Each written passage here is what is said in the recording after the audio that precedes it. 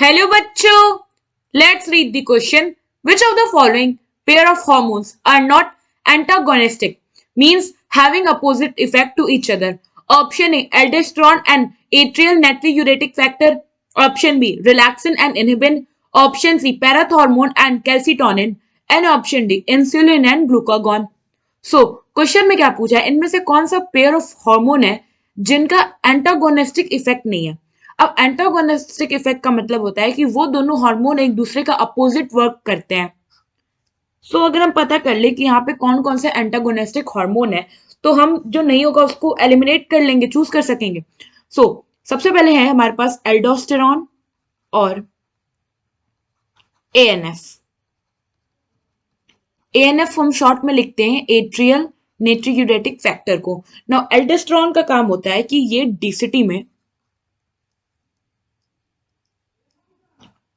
DCT जो tubules होते हैं किडनी में प्रेजेंट, इनमें क्या करता है, सोडियम आयन वाटर इनका से रीएब्जॉर्प्शन कराता है।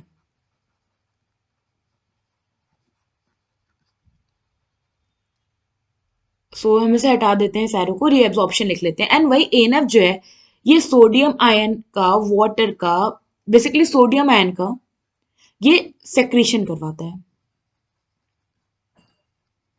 तो अगर आप देखो यहाँ पे एल्डेस्ट्रॉन रीअब्जॉर्प्शन करा रहा है, एएनएफ सेक्रीशन करा रहा है, तो एक दूसरे के अपोजिट काम कर रहे हैं। इट मींस कि ये हमारा एंटागोनिस्टिक इफेक्ट शो कर रहा है ये पेयर। नाउ सेकेंड पेयर है यहाँ पे, ये हो गया first pair. Second pair is relaxin and inhibin. Inhibin जो होता है ये एफएसएच फॉलिकल स्टिमुलेटिंग हार्मोन को इनहिबिट करता है, और वहीं जो रिलैक्सिन है ये क्या करता है, रिलैक्स करता है यूट्राइन मसल्स को।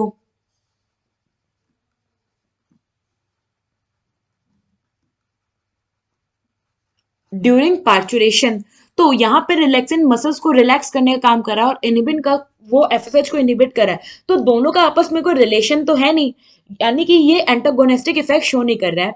तो ये तो हो गया हमारा non antagonistic effect pair.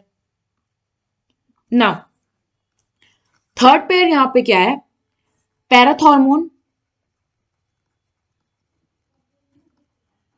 And calcitonin.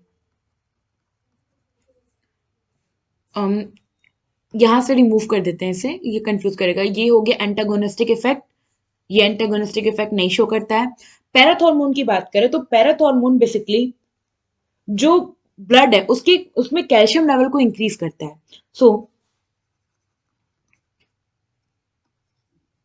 Increase upward sound indicate कर रहा है कि इंक्रीज हो रहा है, increase calcium level in blood.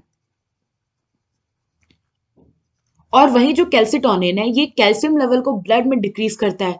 So downward arrow क्या इंडिकेट कर रहा है कि डिक्रीज हो रहा है। So decrease calcium level in blood. अब क्योंकि ब्लड में कैल्शियम लेवल का डिक्रीज हो रहा है तो बोन्स क्या कर रहे होंगे, कैल्शियम को एब्जॉर्ब कर रहे हैं। तो यहां पे होता है मिनरलाइजेशन ऑफ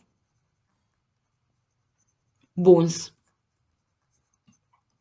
और पैराथॉर्मोन क्या कराता है, डीमिनरलाइजेशन ऑफ बोन्स, यानी कि बोन्स से मिनरल को निकालता है।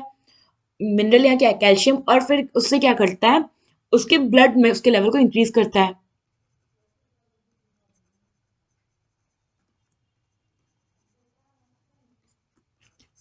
तो आप देख सकते हो कि यहाँ पे ये दोनों एक दूसरे के अपोजिट एक्ट कर रहे हैं, तो ये भी एक तरह के हो गए एंटागोनिस्टिक इफेक्ट शो करने वाले पेयर्स।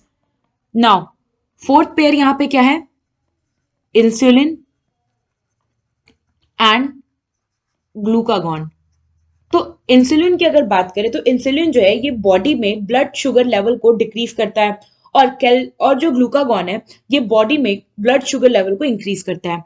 तो इंसुलिन क्या कर रहा है, डिक्रीज ब्लड शुगर लेवल, और ग्लूकागॉन क्या करता है, इंक्रीज करता है ब्लड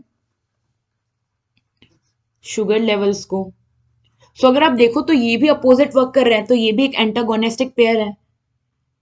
नाउ हमसे पूछा था कि इनमें से कौन सा जो है वो antagonistic effect, pair of hormone antagonistic effect नहीं शो करता है। सो यहाँ पे जो करेक्ट ऑप्शन है ये है ऑप्शन बी, आई होप आपको ये क्वेश्चन समझ आया होगा। Thank you.